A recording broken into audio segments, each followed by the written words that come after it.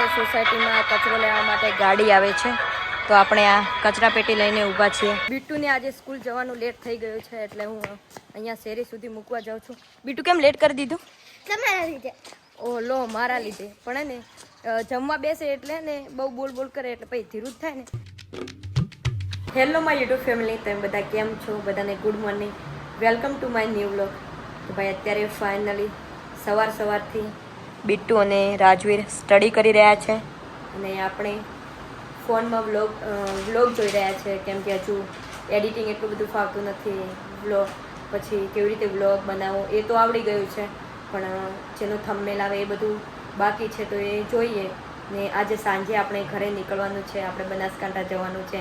તો અત્યારે સોસાયટીમાં કચરો લેવા માટે ગાડી આવે છે, તો આપણે આ કચરા પેટી લઈને ઊભા છીએ. બધા સોસાયટી બારે કચરો લઈને ઊભા છે.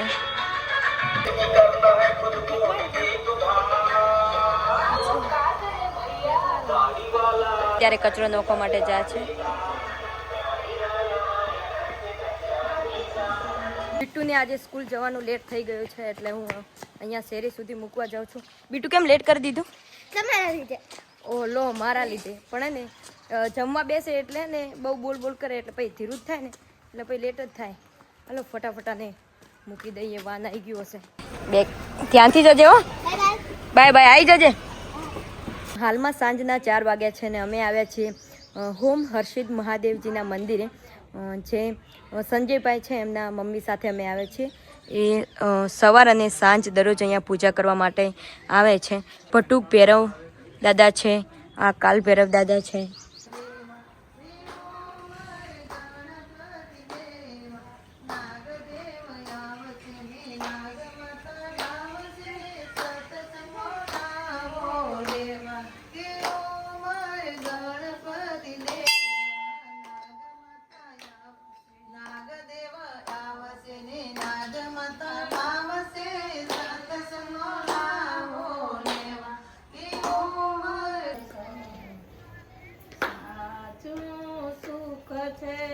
સીતાપતિ શરણે સાચું સુખ છે, સીતાપતિ શરણે હાલો મારા રામને રે ઓ શરણે, હાલો મારા રામને રે ઓ શરણે. આ સંસારનો ભૈરો દરિયો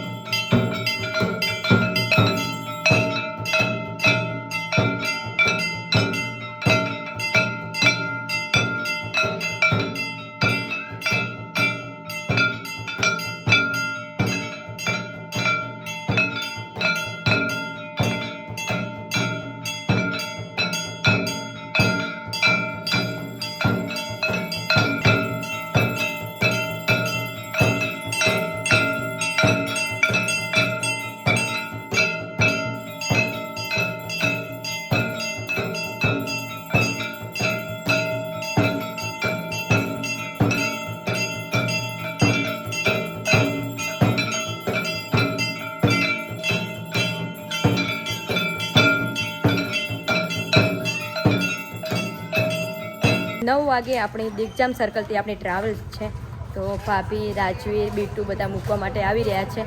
અહીંથી આપણે રિક્ષામાં બેસવાનું છે ને દિગ્જામ સર્કલથી આપણે ટ્રાવેલ્સમાં બેસવાનું છે. ફાઇનલી આપણે આપણી જે ટ્રાવેલ્સ છે એમાં બેસી ગયા છે. સવારમાં 8:15 આપણે ડીસા ઉતરીશું. આ છે આપણો સોફો.